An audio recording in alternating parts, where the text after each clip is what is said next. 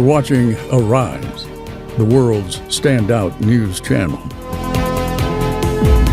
Arise News, awards, and beyond.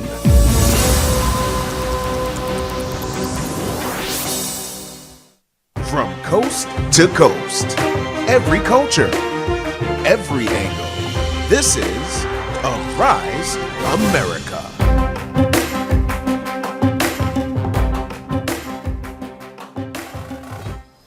Hello to our viewers in the United States and around the world. I'm Ferdinand Duroha in Nigeria's capital, Abuja. You're watching Arise America.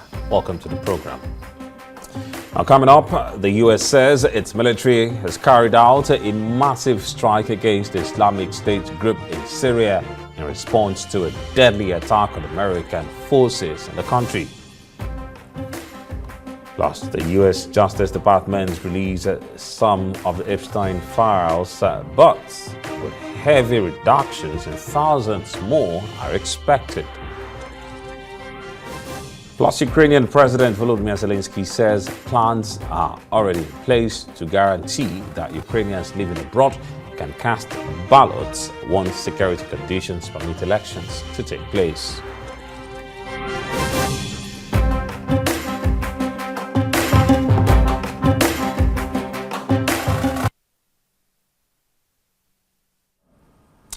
We're glad to have you join us. Now, the U.S. says its military has carried out a massive strike against the Islamic State group in Syria in response to a deadly attack on American forces in the country. Now, the U.S. Central Command said fighter jets, attack helicopters, and artillery struck more than 70 targets at multiple locations across central Syria. Now, President Donald Trump says the U.S. is striking very strongly against ISIS strongholds, following the December 13 ambush in the city of Palmyra, in which 2 U.S. soldiers and a U.S. civilian interpreter were killed. And I'm also pleased to announce that just 2 hours ago, we hit the ISIS thugs in Syria who were trying to regroup after their decimation by the Trump administration 5 years ago. We hit them hard. I ordered a massive strike on the terrorists that killed our 3 great patriots last week. 2 soldiers, 1 interpreter, all great people. And it was very successful. It was precision. We hit every site flawlessly, and we are restoring peace through strength. We're all over the world. And the U.S. military says it has conducted 2 more strikes against boats it said were smuggling drugs in the Eastern Pacific Ocean, killing 5 people. And U.S. Southern Command posted on social media, intelligence confirmed that the vessels were transiting along known narco-trafficking routes in the Eastern Pacific and were engaged in narcotic trafficking operations, though it did not provide evidence. It posted videos of each boat speeding through water before being struck by an explosion.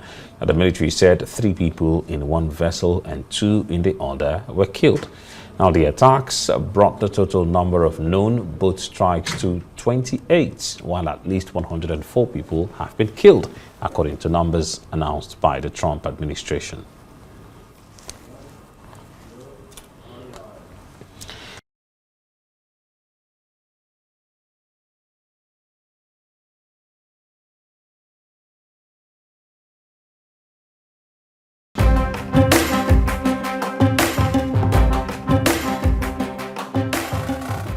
And the U.S. Justice Department has released some of the Epstein files, but with heavy reductions and thousands more are expected. Now, the reductions have been criticized by Democrats who say they violate the transparency law. But the Justice Department says it has erred on the side of reducting to protect victims.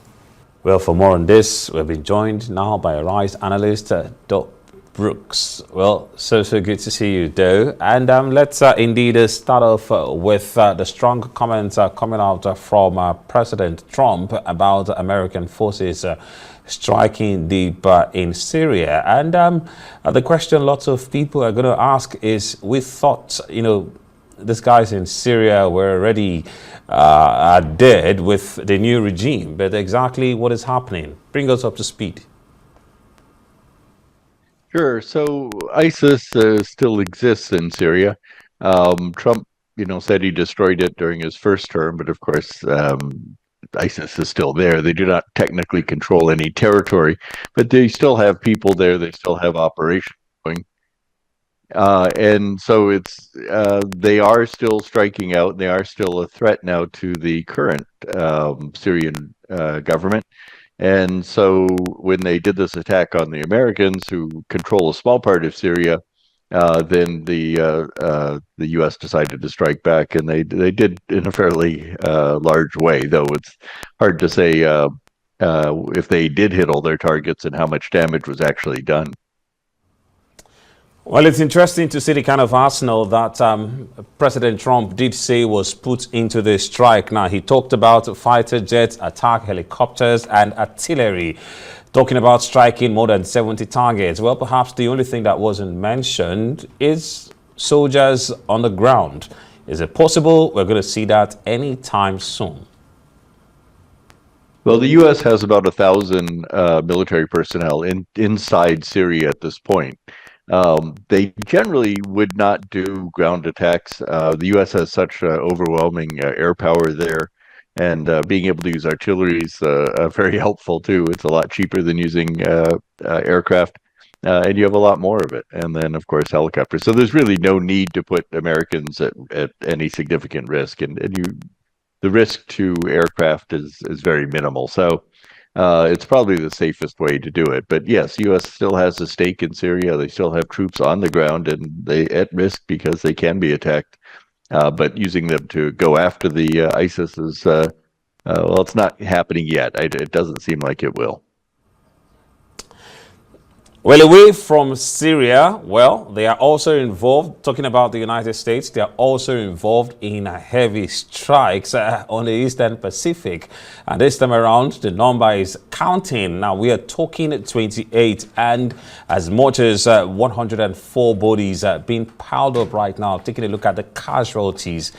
It's like they are not stopping anytime soon as regards this assault on so-called narcotics, you want to say? Yeah, it's very interesting, and this may have more to do with your next story on Epstein than it does on actually preventing drugs from getting to the United States.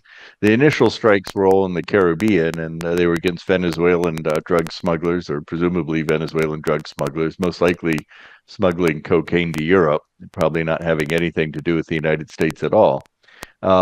Now, to be clear, just, the U.S. says it has all this intelligence on these, but has never shared this intelligence. And what we're seeing is these boats are being blown up. We don't know for sure that they're actually running drugs or they're illegal or anything else. And under the law of war, or actually law of the sea, international laws, they should be boarding these ships. And if you really want to get intelligence and find out who these people are and who's running them and who's the boss is, you capture them and you interrogate them. But instead, this government, the U.S. government, has decided they're going to kill these people, and it's an extrajudicial murder. It is literally just murdering people at sea. And what's come out of this, in one of the very first strikes, there was 2 survivors after the boat was hit. And they actually did, sometime later, a second strike to kill the 2 survivors that were basically clinging to wreckage, which is against, certainly against the UCMJ, the Uniform Code of Military Justice, and again, probably against international law, and can only be described as murder. The person who gave those orders is probably could be charged and may get charged at some point. So this whole thing about attacking these drug runners, there's just not enough evidence that they're actually guilty, that they have any sort of reason to actually destroy these boats and to kill these people. It is all very shady, and it all seems to be happening just at the time that these Epstein files are coming out, which is probably your next question. Well, but still staying with issues concerning those attacks. Now, you talked about, there has to be a point when, the United States has got to answer questions or perhaps share more intelligence as regards while they are carrying out the strikes, even for those strikes that indeed really look, unhumanitarian, talking about those second strikes that were, revealed a couple of weeks back. Now, at what point do we think the world needs to really take a look at what's happening in the Pacific, talking about America building its arsenal over there, mounting some form of pressure on Venezuela, carrying out with this campaign also? At what point, will the world stop to ask questions about, what is happening? Well, this is 104, and of course, 28 incidents. Is it when we get to perhaps, 500 or 1,000 or God forbid, maybe 40,000 like we did see in Israel? Well, those are great questions. I think you have a remarkably arrogant government in the United States right now. Certainly, Trump has no interest in answering questions from other countries, and no real need, to be honest. So they can continue to do this as long as they want. I think the pressure from inside is a little bit stronger, and it's quite possible in the next year the opposing party, the Democrats, may come to power in the House and the Senate. And then you'll start to see a lot more questions and maybe some accountability for what's going on right now. But your point about Venezuela is this may get expanded into a conflict with Venezuela. Already, the United States has captured one tanker that was taking Venezuelan oil. And they say they're going to put or at least Trump says there's going to be an oil embargo on Venezuela, which of course is their chief form of income. Now, Maduro, the president in Venezuela, is not a particularly nice guy. He's been a strong man who's been clinging to power with force and has been attacking his opponents and so on. He certainly is no Democrat. But at the same time, why would the United States be involved in this at all? And Trump keeps bringing up oil, but I mean, it's really the United States is an energy exporter at this point, and it doesn't make much sense, which again, may come to the next story that we're going to talk about on Epstein. Yes, and then talking about that, well, it's quite interesting. Everything about him has been controversial parties, controversial files, and still looking at the situation right now. Well, the redactions, what exactly is the impact, and why do you think the Democrats are quite concerned with exactly why that, you want to call it, editing is taking place? Well, I think the important point is it's not just the Democrats, it's actually the Republicans as well. If we want to go back a little bit, in Trump's campaign, he made a big deal about the Epstein files, and he said that there's going to be lots of Democrats in them, and then when he became president, he was going to release these files. And you may remember that the head of our Department of Justice, Pam Bondi, at one point said she had the files on her desk and they were going to be released shortly. That never happened. And of course, I think the real reason is because Trump is in the Epstein files. He's all over them. He was best friends with Epstein some time ago when Epstein was trafficking in these girls. And so Trump is afraid, I think, of actually releasing these files. And after basically building a campaign on the fact that he was going to have these files released and it's going to be full transparency, he's been dragging his feet ever since then. And it basically took a vote from Congress, from both Democrats and Republicans, to get these files released. Now, the files were supposed to be released completely today and with minimal censorship or minimal redactions. Instead, we see the release is a fraction of the total files. And if you've seen, the redactions are remarkable. It's hundreds of pages that have been completely blacked out. It's a lot of photos that have been blacked out, including of documents that we already have and we've seen either from the Epstein estate or from other sources that are public. So they've been basically overzealously blacking out almost everything they can. And it really makes you wonder, how many times is Trump actually mentioned in the Epstein files, and what did he do with Epstein and these girls that are now women who are demanding justice. So this has been pretty interesting, and I think this partial release of these heavily redacted files is one reason that we have such bipartisan, both Republicans and Democrats, demanding answers and even talking about holding Pam Bondi and even Trump accountable for this. But it's quite interesting to see the way, well, that the kind of political spin that this has been given, you know, in some instances. Well, with people coming out to say, well, being photographed in these pictures or being a part of being mentioned in these files have no really direct indictment. Well, and lots of persons are asking, what is this show about? Do we really need to go about releasing those files if no one is going to be indicted, you know, for being in these photographs, for being in these parties? What more, you know, what more do we expect to know from these files, basically? Excellent questions. And so Trump has actually said it's mostly Democrats in the files and that they will be held accountable. The only name that was actually unredacted in these files was Bill Clinton, a former president. And that obviously somebody's hand was there making sure that that was seen. But there are lots of other people that we know that visited Epstein's file. Now, some of it may be innocent. There may be quite a few people in there that had nothing to do with the sex trade that Epstein was involved in. But we don't know. And these files will certainly provide some information on that. And who knows, you know, maybe some people will ultimately get charged. We have seen Sumner, the former president of Harvard, is resigned and basically said that he was involved in this. We've seen a few other people that have kind of brought this up, but we don't really know the truth.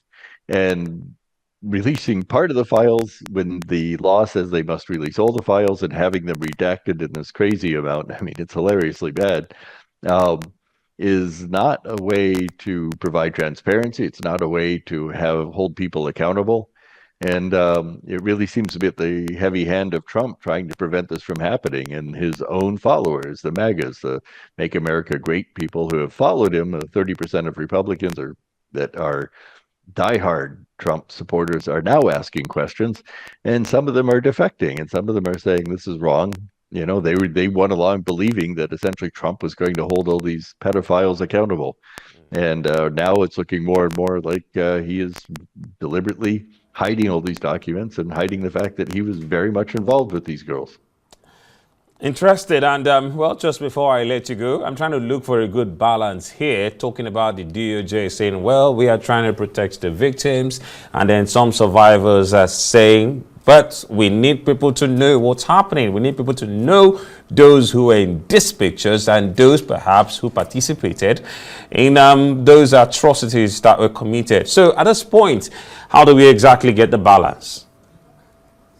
That's a good question. So there's the survivors groups that have been pushing for the release of these files. The requirement of the law is that the names of the survivors or the names of the girls that were involved would be redacted. But we're seeing pages and pages and pages redacted. So you can't even see the crimes that were committed. You can't see the billionaires and millionaires that were involved in this. So we're not seeing that at all. But I think it's really, really important to keep in mind that the vast majority of survivors have organized on this, have been pushing for these files to be released, and are pushing for accountability. And I think with the support of the Democrats, certainly, and a good chunk of the Republicans now, they may actually get their wish at some point. But it's from the foot dragging and from the massive amount of redactions that we're seeing with this first release, it's going to probably be a long slog getting that information out. Well, thank you so much, Brooks, for all the insights that you provide on the show.